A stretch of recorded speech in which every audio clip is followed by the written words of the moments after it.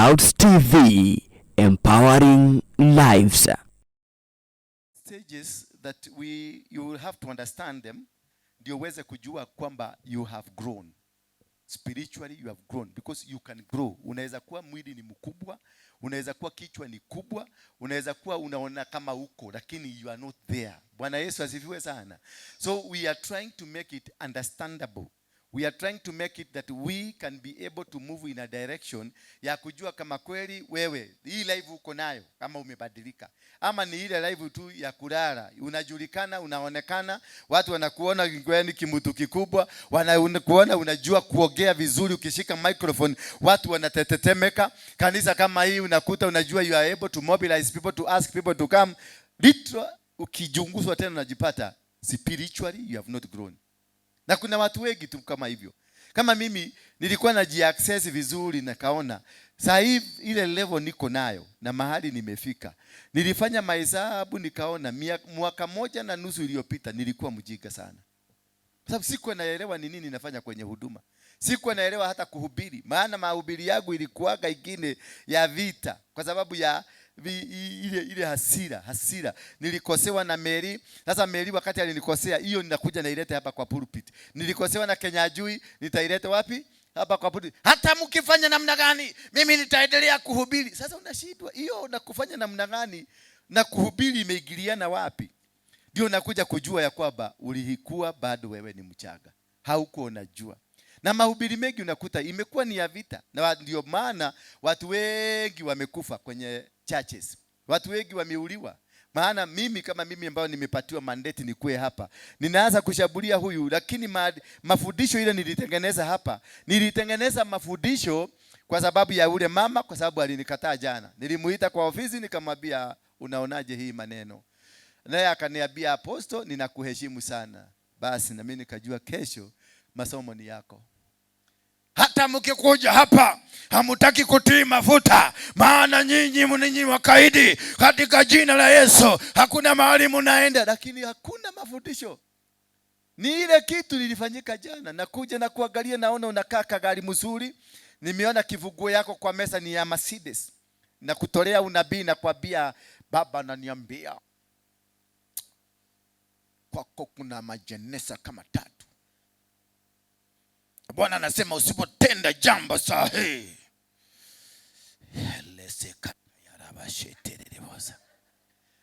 Kumbe ni vitisho tu unauza. There is nothing. And because I know you respect me, na nimekuambia kuna, kwa sababu mimi najua uko na watoto 5, na ukiwa na watoto 5, watoto hawa 5 walizaliwa na mama na baba. Sasa katika watoto 5 nasema kuna masaduku gapi? 7. Nimeona masaduku. Wewe kama msee ukihesabu unaona masaduku ni 7. Ni ya nani na nani? Ni yangu, ya mama na watoto wote wanaenda. Na sasa hiyo uko na tupesa kwa account, unaambiwa tenda. Bwana anasema utende jambo ambalo litaguza moyo wako. Jambo ambalo litaguza. Ile jambo litaguza moyo wako ni kwenda kukilia ka account. Sababu ilikuwa the savings. Zile umeweka miaka yote. You have saved and saved because you want to buy a plot. Sasa unasikia kifo ndio stop, hii kifo ikuje, lazima ufanye jambo, utende kitu ndio uguze moyo wako. Unasikia umeumia mpaka nasisitiza usikie mpaka moyo imekushika, umesikia kemonga, yetako kemonga, masopuru ya moyo imekushika. Kwa sababu ya nini? Ya hiyo kitu unaenda kutoa ndio kifo itoke kwako. That is what we call spiritual immaturity. Mahubiri ambayo ni directed, mahubiri ambayo ni ya vita, mahubiri ambayo si hayana mlego, they are not backed by the Bible. Because sijaona hapa mahali Yesu aliwaambia mimi naona kwako kuna kaburi 3. Sijaona, it is not backed here. Any word that is coming from me must be backed by the Bible. That is why the Bible, we are told, follow me as I follow Christ. And every spirit must be what? Must be tested. Whatever I say to you, it's not a rule. It is not a command, but a word of God that is subject to your testing. So that you go and understand. That you nakufundisha. When I teach you, I want you to write. So that you go home, you go to reference. You get into your Bible and see whether this verse corresponds with the teachings.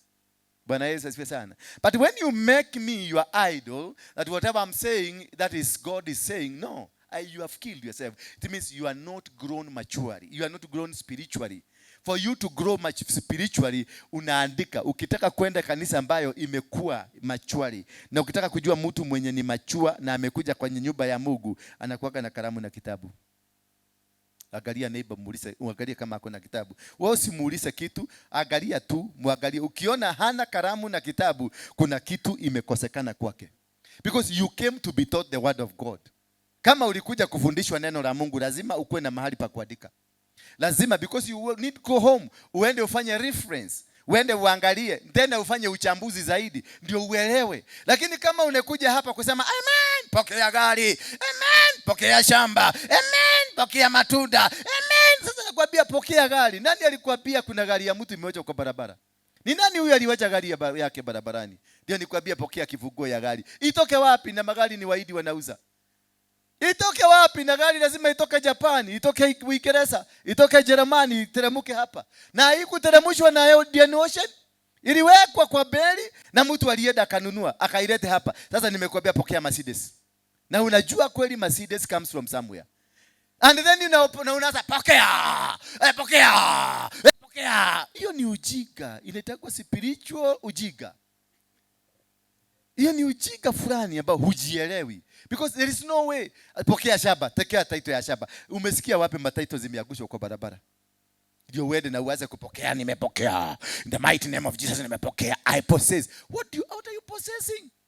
God gives and gives you a territory. Akamwambia Joshua, I have given you Jericho. He mentioned what he gave. Na akamwambia, do not fear, nor be afraid. Why? Because this land I'm giving you, it is occupied by somebody. Hallelujah. So you must be able to understand. Kuambia patiwa Jericho, kupatiwa na kuenda kupossess, to get into Jericho, they are two different things. God will give you a word. God will tell you, sasa pokea, nimekupatia Muranga. Yes, Muranga umepatiwa Muranga. But kuenda Muranga is a process. That is why aliambiwa, do not fear, nor be afraid, because you will encounter a challenge. Ndio naona watu wengi sana wamebackslide kanisani. Maana ulitolewa unabii na ukaambiwa wewe you are an international prophet. Na utatembea dunia mzima. Magari, mandege zitakuwa zinakugojea, zikumese, zikuende, zikutapike mahali. Sasa umezeeka mpaka meno imeng'oka, umebakisha meno 12 na hujaenda. Bwana Yesu asifiwe sana. Mama yangu alitabiriwa 1971. Akaambiwa ataenda Amerika, ataenda Ulaya, mama yangu akiwa msichana barubaru. Na amegoja baka 2-3 years ago ndio ameenda akiwa 19, akiwa na miaka 89. Tukiwa airport akaniuliza, mbona Mungu amegoja miaka hiyo yote? Na alikuwa ametoa unabii. Nikamwambia unabii ilitolewa na inaweza kuja dhuru wewe ama dhuru watoto wako. Bwana Yesu asifiwe sana. Kwa hivyo ile unabii alitolewa ilienda through me. Mimi nikaeta gulia kwanza, alafu tukaenda akatengenezwa mahali pa kwenda. Akaenda, alienda akiwa mama mzee. Ile kazi alienda kufanya huko, alienda kufanya kazi ya maid ili angefanya akiwa msichana. Maana wa mama huko wote walikusanya watoto, wameona mama wa kuachia mtoto. Kwa sababu kule huwezi kuafford kuandika maid. Huko mama wote wakakuja, wakamwachia vitoto, walikuwa namlipa $10. Sasa akauliza aka kanoti ka shilingi 10, katanisaidia na mimi, hata Kenya hakuna. Kumbe ama Amerika iko nyuma sana. Kumbe ajui huko ile noti iko na value si kama ile ya Kenya. Akikuja sasa, akifika airport akabadilishiwa, akapatiwa 300,000. Akauliza kai, uko isitale pesa nyingi o. Wala ni yagocho. Na ikakuwa sasa yeye alipofika huko akajikuta ameanza kugrow. Ameanza kumachua, kujua ya kwamba unaweza kuwa maid hata ukiwa nyanya. Na huko tukimpatia, kuna siku moja nilimpelekea watoto wangu, akaniuliza leo uko korera na deresi ana siaku. Bwana asifiwe sana. Mimi nikamwambia acha gukore hage nigetha uikarage na cio usituagire mato gacirathima. Ici no irie matanuko. Kwa sababu mimi nilikuta siku ile tulikuwa tunatafuta, wangapi walikula matanuko? Matanuko ni nini? Ile chakula walikuwa natafuna ndisi, anatafuna. Anafanya hivi, anaweka ndani ya mdomo ya mtoto. Bwana Yesu asifiwe sana. Wagapi wa hiyo lika, tujue watu tumemachua, tumepitia. Yes. Ndio naona bishop wangu hali sana anasema biguni ni bali. Kwa sababu kuna mambo mengine hamjui. Sasa ukiona nikileta mtoto yangu nimletee, ama mtoto wangu nimkuta huko nyumbani na mama yangu, nikute akifanya hivi goyo mami nikioleka. Mara hiyo napiga simu, doctor, are you in the office? I want to see you immediately. Kwa sababu naona corona imeingia, uchafu imeingia. Na huyu mama angalia, mimi ni barubaru, am I not strong? Nilikula matanuko. Na vitoto vyetu zinashitaka kwa hospitali zikikoa kila wakati. Hata nsarara hiyo imeingia kwa tumbo. Lakini sisi tulikula waru na mwaga inawekwa kwa jiko pale, inafunikwa na jivu. Watu inachomeka pole pole na oven. Traditional oven. Inachomeka tu pole pole. Alafu anaweka hiyo waru ndani ya kikapu cha gunia hivi, kanashekiwa hivi inakuwa ya white. Sasa pelekea mtoto yako. Sasa hii pelekea shosho kama huyu. Upelekea mtoto yako, na huyu shosho unajua mikono yake ni gumu sasa kwa sababu ya kuishi. Ni gumu kabisa. Akikushika hivi shosho, akikushika mkono vizuri kwa sababu ya ile heart. Inaitwa heart. Ile heart greetings. Zile zinatokaga kwa moyo. Shosho akikukamata hivi, anakukamataga unasikia kadhitima. Na unajua hiyo mkono ile miaka imeishi hapa. Ni mikono iko na kufinya huko ndani, unaona kama ni fries iko huko inakushika vizuri. Sasa ashike mtoto yako. Mtoto anasema, mom, she's killing me. Oh my god. Unaenda naangalia mtoto, nauliza shosho, kaenda kujuragira mwana. Na wewe ulilelewa hivyo. Wewe ulifinywa hivyo na huyu shosho. Bwana Yesu asifiwe sana. Means that you have not matured. You don't have the understanding. Because life is understanding of both sides. Una understand pande hii na pande hii. Sasa wakati mimi nilianza kuhubiri na nikajiona sasa mimi ni mtu ambaye nikisimama hivi. Maana wakati niliokokea kwa mtu anaitwa James Maina Nganga. Na nikaokoka akanipeleka crusade. Immediately ile siku niliokoka nilipelekwa Tononoka. Niliokoka Thursday. Tukaenda Friday, tukaenda crusade ya Tononoka ground. Kiwanja kikafurika. Maana watu wanataka kusikia aliyekuwa kiongozi wa kundi haramu ameokoka. Bwana Yesu asifiwe sana. Nikapelekwa kwanza, kabla ya crusade nilipelekwa pale baharini, pale kwenye ile daraja kubwa hapo chini kwa kakona kingine hapo bahari. Nikasemekana dhambi yangu lazima iende na bahari. Nikarushwa huko ndani chubuliu. Akaniambia nitakubadilisha mara 7. Chubuliu tena ingine. Watu walikuwa huko mpaka nation walikuwa wamekuja kuangalia huyu mtu akibatizwa akioko ndani ya maji, kwa sababu nilikuwa mtu ambaye ni dangerous. Kutoka hapo nikapelekwa kiwanja, kasimamishwa. Leo nimewaletea yule aliyekuwa kiongozi wa kundi haramu, na kutoka leo nataka watu ambao wataokoka. Na watu waliokoka kwa sababu ya kundi haramu. Watu wakajaa kwa kiwanja Tononoka, watu waliokoka. Tukatoka hapo tukasikia crusade nyingine kapelekwa Kisumu. Tukaenda Kisumu. Na unajua Wajaluo hawakuwa wananipenda sana. Si mnajua? Wajaluo tulikuwa tumekosana na wao kidogo. Tulikuwa tunapigana sana na wao. So nikaenda Kisumu. Kisumu yote walitaka kujua ile Ukuyu. Jaluo Ukuyu. Mwenye alikuwa na tiza Wajaluo. Wajaluo walijaa kwa kiwanja na wakaokoka. Nikatolewa hapo tukaenda Bukugu Stadium. Waluya. Najua Waluya wananitanga Waruinge. Yule mtu jambazi anaitwa Waruinge. Sasa walikuja kuona Waruinge. Kiwanja ya Bukugu Stadium ikajaa. Sasa kutoka hapo nikaangalia. Nikauliza Nganga, watu walikuwa na janga samani? Akaniambia hapana. Umekuja umeinua ministry. Basi nikajua mimi ndio nimefanya huyu msee afike hapa. Na nikaanza kutembea sasa na style ya mtu ambaye nimetoka kwa Mugeke, nimekuja nimekonga wa Kristo. Sasa ni mimi nasema. Nganga ananiita sasa tukiwa kanisani pale, kila mtu alikuwa anataka kunisikiliza. Kila mtu anakuja, nikisimama mahali watu wanazunguka hapo wanasikiliza the wise words of a former Mugeke leader. Nganga akiwa kwa ofisi anachungulia kwa kadirisha, anaona venye watu wamenisaraud.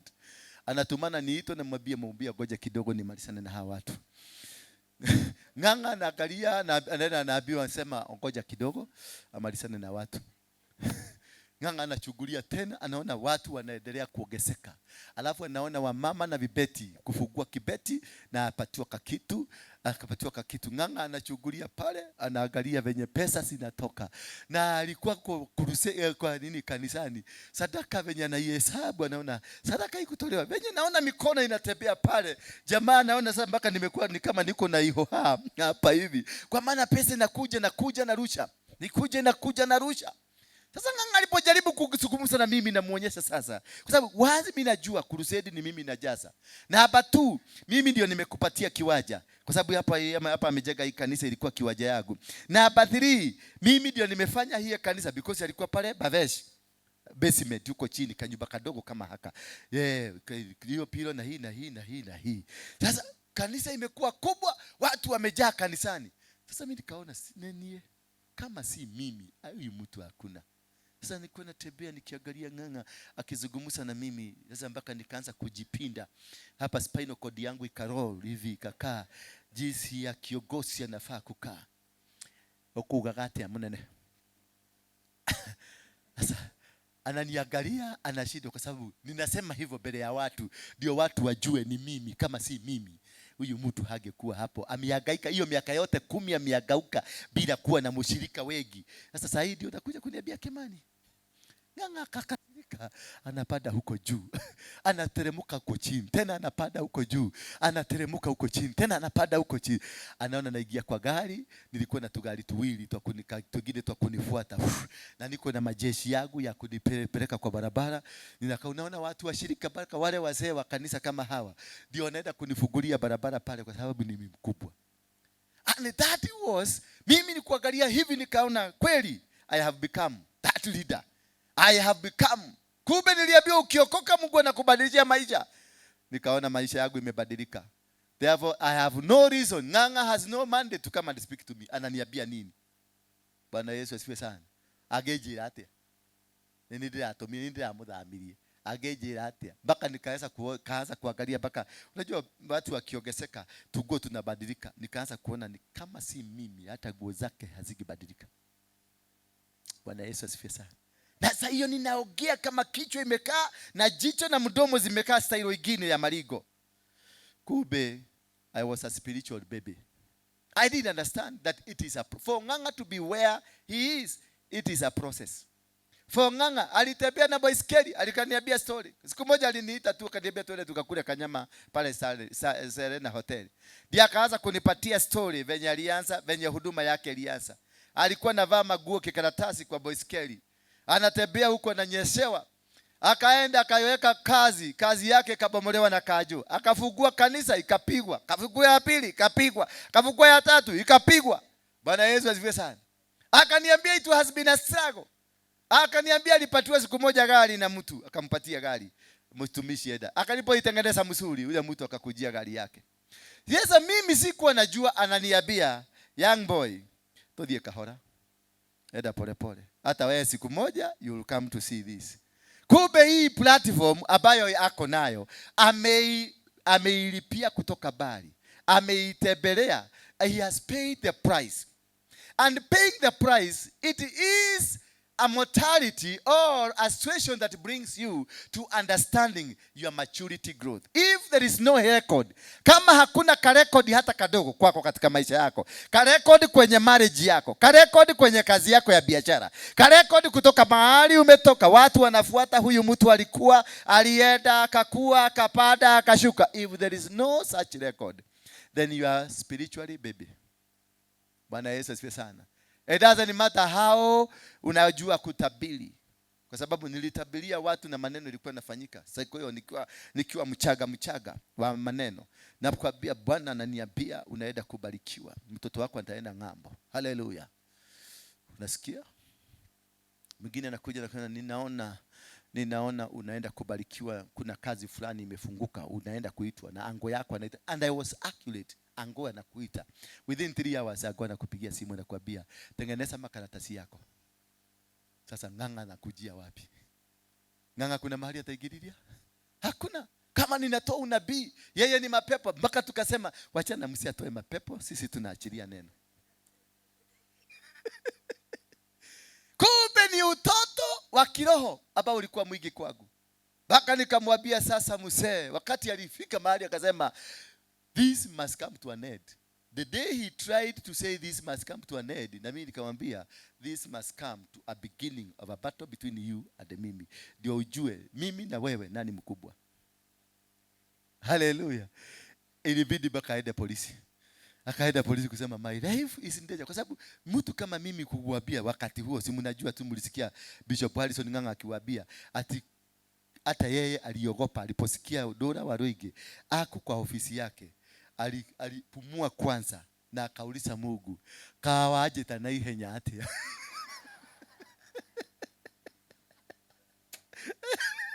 Because yeye alijua kichwa sasa imeenda. Bwana Yesu asifiwe sana.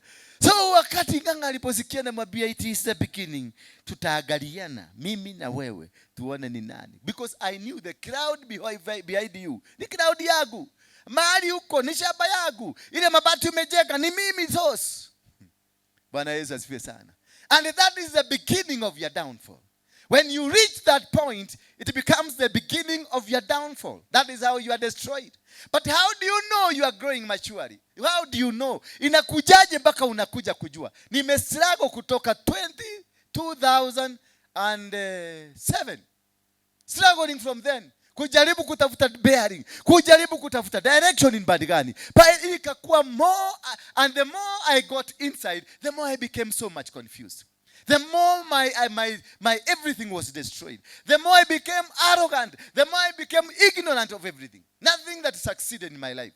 Kila kitu niliguza kilianguka. Kila mahali nilienda, nikaenda tukahama hapo. Tukaenda nyumba nyingine pale inaitwa Bruce House. Kulikuwa na hoteli ilikuwa inaitwa Belcanto. Tukakoboa mimi na ule alikuwa anaitwa Uchuka na mtu mwingine na wengine. Tukafungua kanisa hapo ndio tufundishe Ng'ang'a lesson. Tukaenda tukakoboa mashini kubwa kubwa tukaanza na ikajaa Karumu kote kakajaa. Within first Sunday tulikuwa tumejaa, second Sunday tukajaa mpaka nje, third Sunday tukaenda hapo 680 tukachukua horo mzima. Sasa napigia Ng'ang'a simu na mwambia siku hizi niko hapa 680, you can visit me if you want. Bwana Yesu asifiwe sana. Abia mwenzako utoto wa Kikristo, utoto wa kiroho. Mwambie utoto wa kiroho inaweza kukuangamiza because you don't have a foundation. When you are spiritually immature, you don't have a ground, you don't have a position, and therefore God will never assign any responsibility to you. He's watching over you. Anything that you'll be doing, God will be watching over you. Anakuangalia tu na darubini, anakuangalia na darubini, anakuangalia ajue where you are going and where you are not going. That is the end of you if you don't rectify. Maana chochote ambacho unakifanya kinaandikwa. Chochote unakifanya, yule mtu alikuwa anaitwa Haman, ni Hamani ama ni Mordekai? Yeah, ni Hamani. Hamani ndio waliandika. Yule mtu atafanya mazuri, atafanywa hivi. Na yule mtu atafanya mabaya, atafanya. Because inside him, he was immature. He knew at the end of the day, it is me. So he wrote good things, thinking it is him. And he wrote bad things, thinking it is his life. Bwana Yesu asifiwe sana. So wakati you are doing anything against, and you are writing anything against, or are writing, unaambiwa uandika kitu, usiandike in reference to somebody else. Andika because that is the ground. Andika because that is the position. Andika because that is what you are supposed to do. Bwana Yesu asifiwe sana. Because it might come to haunt you. Wakati huyu Haman waliandika in the book of Chronicles, when the time came, yeye aliitishwa kitabu, leta kitabu ile tuliandika. Akapeleka kitabu, akaambiwa sasa soma. Yule mtu amefanya maneno mazuri, anafaa kufanywaje? Akasoma because alikuwa anajua ni yeye. Akasoma mpaka anaweka ile kitu inaitwa ginei. Anasoma vizuri. Maana ananokolia vizuri. Bwana Yesu asifiwe sana. Akaambiwa na yule mtu amefanya mabaya, akaandika akasema venye imeandikwa, huyo mtu apelekwe kwa soko, asugushwe na afanywe hivi na hivi na hivi. Sasa akaambiwa afanya hivi, uende kwa hiyo mazuri, uende uchukue Mordekai, umupatie na ufanye hivyo umesema.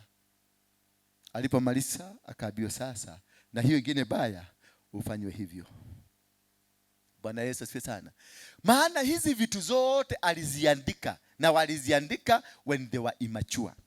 They had not grown to understand. Today you can be in this position, tomorrow you can be in that other position. Bwana Yesu asifiwe sana. So therefore, sign number 1 for you to know that you have grown spiritually, you are given a mandate by God. If for you to understand that sasa mimi nimekuwa, this is when you realize wherever you go or in the position you are, you have a mandate. Unaenda unaambiwa kuwa ukifagia choo. That is a mandate. If you can be entrusted na choo, na unajua choo inaitagwa public relationship. Bwana Yesu asifiwe sana. Hapo ndio kunafanyikaga maneno mingi. Maana hapo ndio usafi yako inajulikana, ndio akili yako inajulikana, and how you perform, how you conduct yourself inajulikania kwa ile. Ndio mnaonaga ninaigiaga kwa ile choo sana sana. Because ile ndio kitu ya kwanza nilijifundisha nayo. Kule kanisa nilienda, nilikufanya kazi ya kuosha choo. Nikiwa huyo mtu mnajua. Baka watu walikuwa nakuja kunichugulia. Kai, oyo. Bishofu, okera mundu uyu akathambia kioro. Kotetigirite Ngai. Akamwambia hapana, mimi yeye ndiye alichoose aoshe choo. My first ministry nilianza na kuosha choo. Na nilikubalika. Na choo hiyo ilikuwaga smart. Na hapo ni pale wanaitwa Rogere. Hapo kuna kanisa ilikuwa hapo ya Bishop Waweru. Ilikuwa hapo. Choo ni ile ya, unajua ni ile ya huko Veshagi, ni ile ya unasikia tong. Bwana Yesu asifiwe sana. Alafu unajua sasa huko hawapendi sana kupima vizuri. Geography haikusomwa sana. So ni mchanga, alafu geography si mzuri, na alafu inakuwa wet sana. Na haikui wet kwa sababu ya maji imemwagwa ya friji, inakuwa wet because of many circumstances. Na unajua watu wa huko ni wale watu, mnajua sitaki kufanya hiyo kitu kwa sababu mtaanza kudaanza kufili vibaya. Ni wale watu badala aende atumie katika chifu mzuri na huko nje, ama afanye maneno na huko nje, wakati anaendelea na process nyingine na hii process nyingine. Hapo. Bwana Yesu asifiwe sana. Unakuja na kifagio vizuri, unafagia, unakausha vizuri. Ukienda tena narudi kuchugulia. Ndio naonaka ninakuwa na habit ya kuigia choo. Kwa sababu hiyo kitu kiliniigia. Unaenda kuchugulia, ukiona mtu ameigia unarudi, naenda nachugulia, naona kama kusafi. Unakuta yeye alifanya Kiswahili na social ethics, hakufanya geography na mathematics na physics kupima. Hajui. Sasa unakuta the whole tree imelala hapo kado. Haleluya. Unaisukuma inaigia vizuri, kisha unaenda unachota jifu hapo nje, unamwaga hapo. Bwana Yesu asifiwe sana. Alafu wakati kumenyesha ndio maneno iko. Kwa sababu wanajaribu kutafuta mahali ya kukanyaga, anatafuta inakosekana. Sasa inabidi mahali hii mtu anataka kusema, amesema I have to come out. Mahali anasema I have to come out, anakamia hapo, anasema sitaharibu guo, let him come out. Na anakamu hapo out. Waruinge ndio huyo anakuja anasukuma huyo mtu, anamwambia this was not the end of your journey. Your journey ilikuwa pale kwa ile shimo. Bwana Yesu asifiwe sana. When I was given that mandate, ndio nilianza kufeel the sense of leadership. That is where I started being trained. Na nikafundishwa, na nikaanza kujua ya kwamba hata ukiangalia vibaya, this is humanity. Hii ni humanity. Because whoever that will come to wash is not a supernatural, is not a robot, it's a human like you. And if you are to be given a leadership to lead people, you must go through this. Bwana Yesu asifiwe sana. So you cannot be dropped atukuja hapa seo na uweze kukua pastor. No, you have to go through a process, a rigorous one. Kwanza mimi, ukipita kwa mikono yangu, utajua ujui. You will hate yourself. You will hate. Kwanza ukuwe ni wale mapasta, wale wanatembeaga na kiatu imekaa huku, wale wanatembeaga huku. Where are the boys? Utaniumbia wale boys wako wameleta dunia hii ni gapi? Kuna mwingine tulikuwaga naye kule City Stadium. Alikuta nikifagia maji, akaniondokea. Hi pastor. Na akaenda. Nilimkuta juu kama ameshika microphone, nikamwambia ndikaudodeda kwelado. Nikachukua microphone vizuri, nikamwambia enda ukae pale. Kutoka siku hiyo hakuguza microphone. Hakuguza because alienda aogoje holu ilikuwa imenyesha maji imejaa kwa nyumba. Alitaka sasa atengenezewe, mimi nimtengenezee akuje akae. That means you are immature. You have not grown spiritually. You have to understand, to love the people that you have. God will give you. Mungu alinipatia hawa wazee. Hawa unaona hawa. Na unajua hawa wazee wengi kwa sababu ya wamezeeka, hawana watu wa kuwapatia tumaji, hawana watu wa kupatia, hata hawana bathroom, hawana, wanalala kwa makaratasi. Kama mtu kama huyo analala kwa makaratasi na analala chini, una expect ya kuwa msafi? Yeah? Huwezi kuexpect ya kuwa msafi, lakini akaniletea kama hao. Wengi wakaingia kwa nyumba hivi, mpaka nikashangaa nikashindwa. Gwekati leo nilikuwa na watu wazuri kama akina Alice, wameoga vizuri, akina pale Karo, watu wasafi, kina Koki. Sasa nikaanza kushindwa. So akina Koki watanichukuaje? Meko igwate maigwa adwa ya moka. Lakini sasa ndani Mungu akaniambia, I am building you. This is my jail. Nikaangalia hawa wazee kwa macho hivi, nikaona I could see God through them. Wakaniambia ubarikiwe. Mwingine akakuja akanitemia mate. Unaona nimesoma, nilikuwa na kasuti kingine kalikuwa ka white. Nikaona watu wote wa kanisa ambao ni wale wasafi wameniangalia na jicho karibu wapige simu ambulance ikuje. Nikashika huyo mzee nikamuhebelia, nikamwila fafa kaya kurathime, akijira nawe uthereme na ukore na ukoroe mundu munene na uheo gitio. Bwana asifiwe sana. Na from nothing tumefika hapa. Wakakuja wengine wahubiri, waliletwa na Koki hapo, wakasema hakuna mahali ataenda. Waliniitisha shilingi 10,000 ati ndio wanikubalishe. Ulikuwa huyu alikuwa kwa hiyo timu. Si wewe ulisema, ni yule kiongozi wao. Wakasema wakaniitisha shilingi 10,000 ya muragano ndio nikubalishwe kuhubiri. Nikawauliza walikuwa watu 26. 10,000 ni pesa ngapi? 280. Nitoe kwa mfuko, na sasa hiyo mpaka tunachaga pesa ya kulipa rent na shilingi 35,000 tunakosa. Na walikuwa wakakuja wakasimama hivi, wakasema huyu lazima toe pesa ndio akubalishwe. Hii maeneo ni maeneo yetu. Sasa kulikuwa na bishop mmoja hapa akasema hii ni maeneo yetu, na mtu kuingia kwenye ngome lazima akumbalike. Mimi niliwaambia sina nini? Sina pesa. Walitoka na hasira wakafika kule kwa mlango, kwa hiyo stairs pale chini. Niliona wakifanya hivi, venye Yesu aliwaambia ati ukifika huko nyimwe fanya hivi utoe vumbi. Sasa nikagojea vumbi tu, kulikuwa na matope. Kwa hivyo sikuogopa sana, maana hakuna vumbi itatoka. Bwana because whatever Jesus said must be fulfilled to the letter. Alisema vumbi itoke, akogese chini ndio vumbi. Ukiona kuna maji usiogope, mtu asikutishie, maana haitakuwa nini? It will not happen because one of the words that Jesus said will not be fulfilled. Sasa mimi sikuogopa, nikaambia Edeni waambie watoke. Alafu hapo nikakimbia juu, nilikuwa na anointing, ilikuwa imeshuka vizuri. Nikakimbia huko na nikaanza kufanya deliverance. Kuna wengine walikuwa wamekwama huko wakifikiria nitasoften niwaachilie kitu. Ile kitu nilifika huko nilifanya tu mkono hivi. Hopa!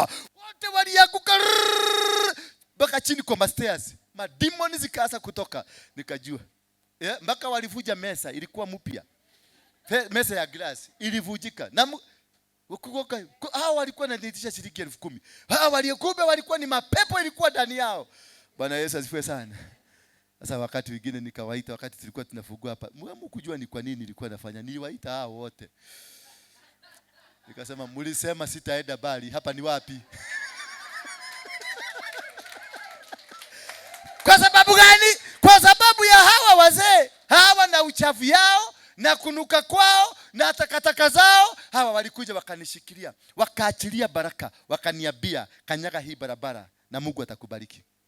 That is when you know that you have a mandate. God will never give you a mandate if you have not walked according to his will. If you have not walked according to the process. Bwana asifiwe sana. Tusome kitabu cha Genesis 41. Is it 41? Somebody to give me Genesis 41. Usikie venye huyu jamaa tunaita Yosefu, venye alipitia na akapatana na maneno magumu. And verse number 37. Genesis 41 verse number 37. Inasema, so the advice was good in the eyes of Pharaoh and in the eyes of all his servants.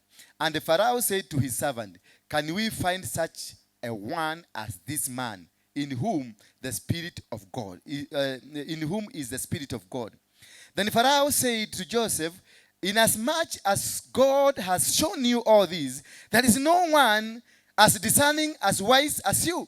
You shall be over my house, and all my people shall be ruled according to your words. Only in regard to the throne will I be greater than you. Only in regard to the throne. Because this man was ready to surrender everything. This man was ready. Asarende kila kitu. Ndiye anamwambia, inasmuch as you live, there has never been any man that has wisdom like this one. Na akamwambia, it is only because of this protocol. It is only because of the laws zile ziko hata hii kiti yangu ungechukua. Because of what? Of the processes this man underwent. Angalia toka siku ya kuuzwa na brothers, kupangiwa kuuliwa, kupangiwa kumalizwa, kupangiwa kuhangaishwa. But as much he had been grown na akakuwa outgrown, kukua ya kwamba he had perfect wisdom. Bwana Yesu asifiwe sana. He had perfect what? Wisdom. That when he gave the advice, everybody followed. Because this was beyond imagination of the king. This was beyond imagination of all the council, people who were advising the king. It was completely something out of understanding. He conquered. He won. Not because he had gone to a better school. Not because he had he was a better man. Not because he was even a king in that country. He was not even a nationality of that country. He was not of the right tribe of that country. He was a foreigner. But God used him. God made him to become a king. God made him to become the first prime minister in a foreign land. Why? Because of the processes. And that is the beginning of the mandate. And this king told him, inasmuch as you live, inasmuch that you are going to be here, inasmuch you are here, you are going to lead this. Because we were not able to interpret. We were not able to know. Hatukuwa na uwezo wa kujua. Lakini wewe Mungu amekutumia, umejua. Kwa hivyo Mungu amekutumia ni kwa maanisha ya kwamba utaendeleza hii kazi. Bwana Yesu asifiwe sana. Bwana Yesu asifiwe. Na kutoka hapo mandate ikaingia. So the first sign to know that you have grown maturely is a mandate. Hapa inakuwa sasa kisugumukuti. Umepatiwa mandate, but you misuse the mandate. If you misuse the mandate given to you, you will go down and you will struggle coming back. And that displacement will automatically come in. Na ikiingia, to replace that, kuna mtu ulipatiwa kazi ya unabii, but instead kutumia ule unabii, ulitumia unabii kunyanyasa watu. Ulitumia kazi ya, ulipatiwa biashara ukafunguliwa kaduka ka kioski. Instead of running and walking according na plan venye Mungu ameiweka, ulianza kufanya vitu zako. Sasa wakati ilienda chini ndio sasa ulianza kufunguka macho, na nilikuwa nimeambiwa na nabii fulani na nidede tohado haha. Ulikuwa na mzee mzuri kama mimi hivi, alafu ukamwacha kwa sababu umeona umefika. Sasa kutafuta mzee mwingine arudi kama huyu mzee itakuwa ni shida. Itakuwa ni matatizo. Ndio unaona watu wengine tumekosa watu. Bwana Yesu asifiwe sana. Hallelujah. To find that opportunity back again. When a mandate has been given to you, protect it. Fight for it. Defend it. No matter what you can do. Do anything that is possible. That is possible in godly manner. Then protect it. Guide it. Hiyo kazi kadogo umepatiwa.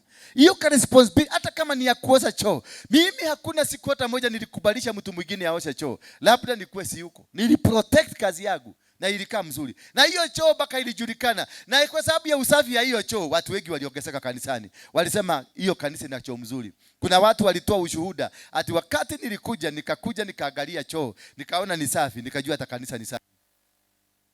Bwana Yesu asifiwe sana. Umesikia kuosha choo inaweza kufanya madaraka iongezwe. Cleaning the toilet, making that person ameingia huko ndani. Bwana Yesu asifiwe sana. So mandate given to you, praise and worship team.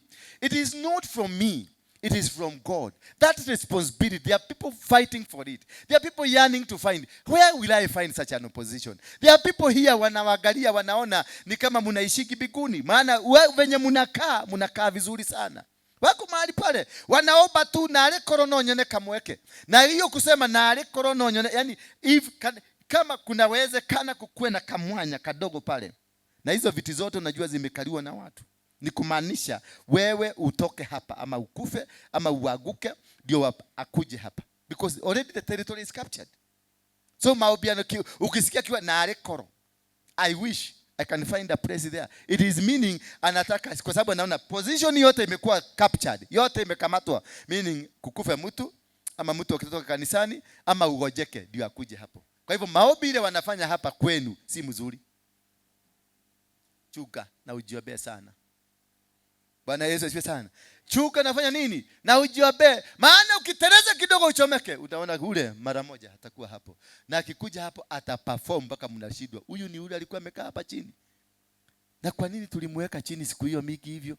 Na ndivyo tumeteseka. Na ndivyo tulikuwa na watu viherehere, vinini. Kumbe it is a mandate that was given na umemisuse. Bwana Yesu asifiwe sana. We have lost so many chances, local and international chances, not because we did not qualify. We qualified, but we refused to grow spiritually. We refused to grow. The moment you refuse to grow, you cannot stay forever in one position. God wants you to move to another position so that he can elevate you, so that his authority can be upon you. Therefore, if you don't grow, he will make somebody else to grow and remove you, take over the position. God is a God of seasons. God is a God of time. God is a God of places. God will not go with your time. He will go with his own time. He will only go with the season. The season for you to be blessed. Imefika. When I knew that this is my time, that I'm going to be elevated on this nation and on this planet, that I'm going to rise up, I seized the opposition. Huko nikabia Sharedi, nikabia kina Alesi, tuhame hapa, wakaanza kunifanyia mahesabu.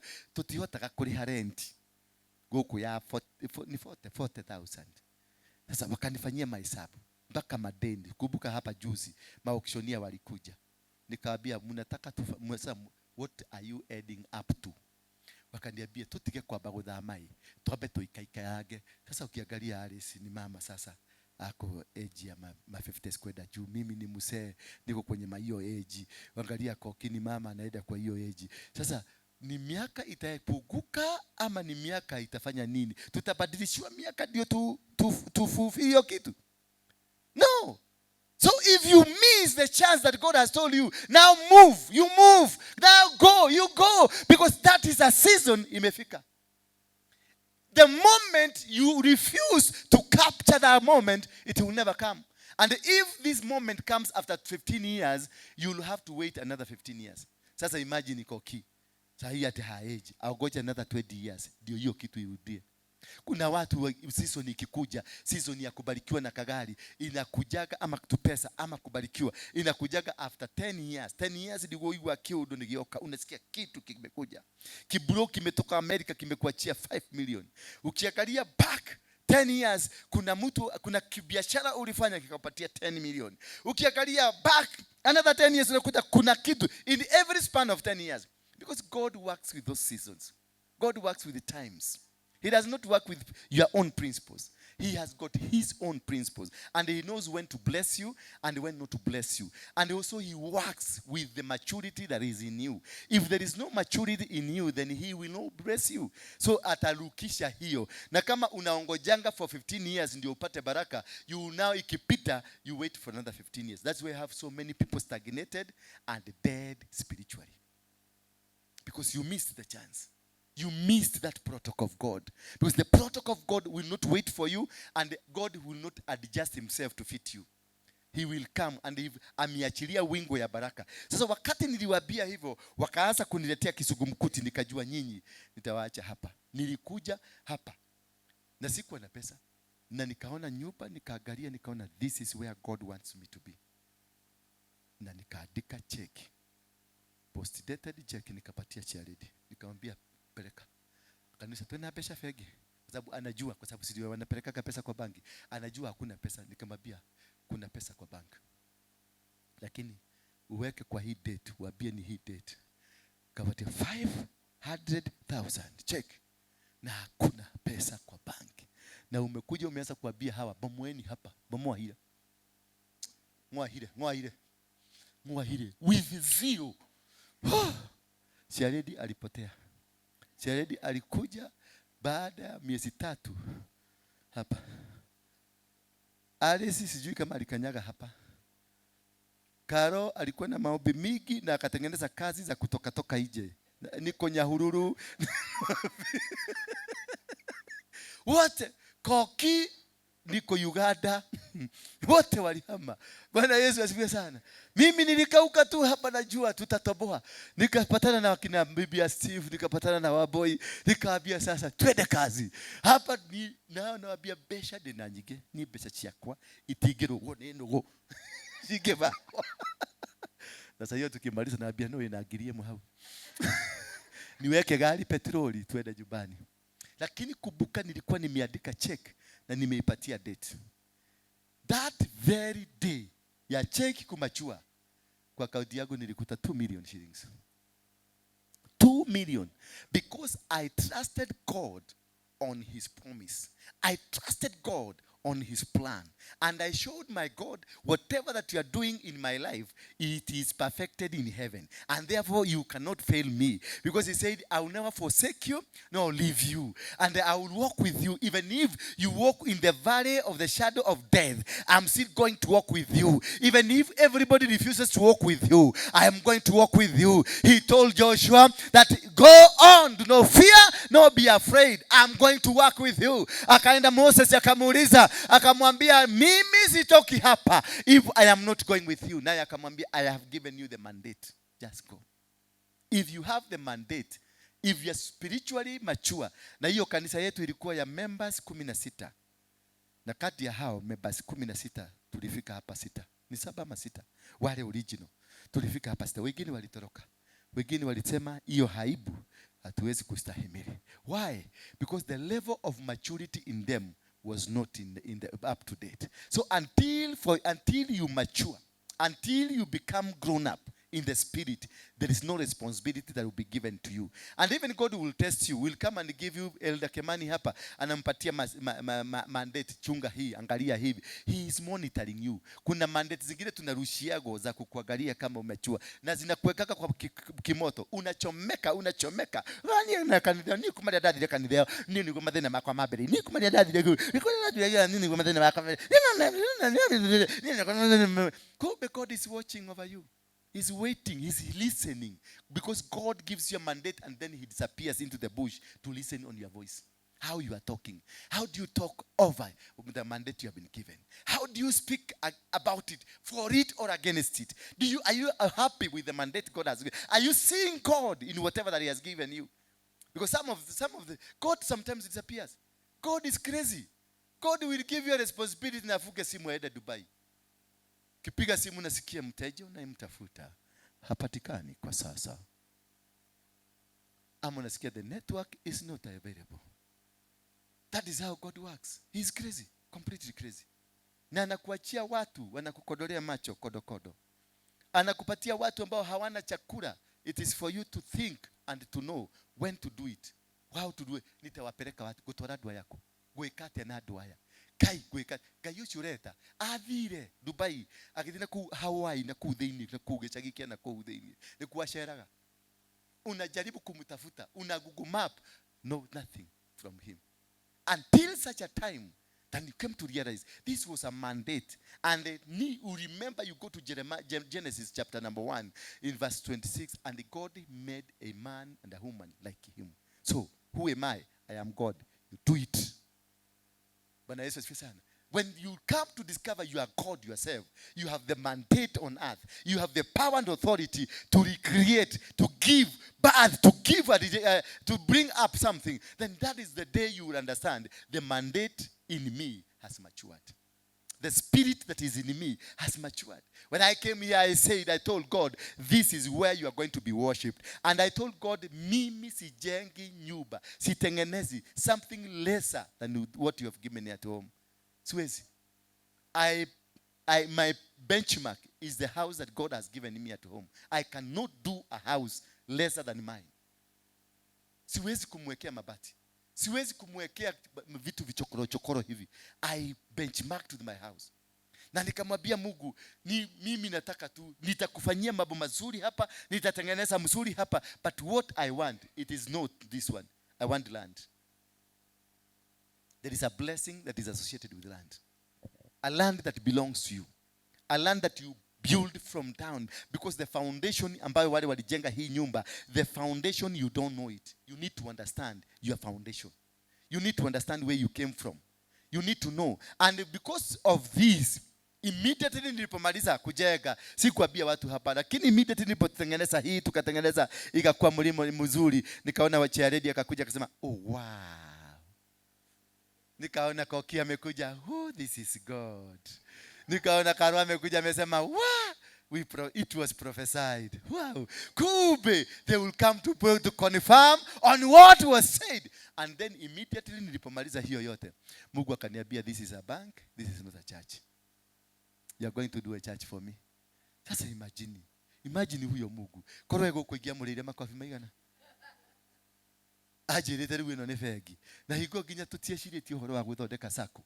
Akaniambia sasa hii ni bank. Sasa nikajigwa, imagine Equity itakuja, ni family. Sasa unajua Equity hapa. Nikaanza kufuga, nikasema Equity wasijue hii nyumba. In the mighty name of Jesus Christ. Nikaanza sasa uchawi. Ukasikia unaanza kufuga. Ukifanya hiyo ndio inaitagwa mchawi. Nikabadilika, nikakuwa mchawi. Wakati nikiomba nikasikia, no, this is not right, what I'm doing. Nikakumbushwa, go to the strategic plan ile mliandika wakati mlianza. We have a 6-year strategic plan. Nikafungua page 1, page 2, nikakuta asako. Kumbe tulikuwa na sako, tulikuwa tumeandika. Tulikuwa tumeambia Mungu siku moja tutakuwa na sako. Nikakuja nikaita yule mama wa Safaricom, umeenda wapi? Na Jane yako? Jeni athireko. Aya. Na waturaga. Tukirugame makuone. Sasa huyu mama na huyu mwingine wakakuja akaniambia, "Apostle, the grace upon you uitumie vizuri. Fungua sako. Ndio hawa watu wanakuja kwako uweze kuwasaidia." Na akaniambia, "Mimi ndio mkubwa ya 2NK sako. So I'm not misleading you. You can go and do a reference and see what I'm telling you." Nikaingia nikaona, nikakumbuka jana nilisoma sako, leo wamekuja wameniambia sako. Nikaambia, "Let's go on to register." Na tukaregister na ikakuwa hapo. Sasa ndio Mungu ameniambia, nilikwambia hii ni nini? Ni bagi. Hallelujah. This will be the best bank in Africa. This one hapa. Hallelujah. Therefore, that is why I have the authority to tell you so, because I got a mandate. Bwana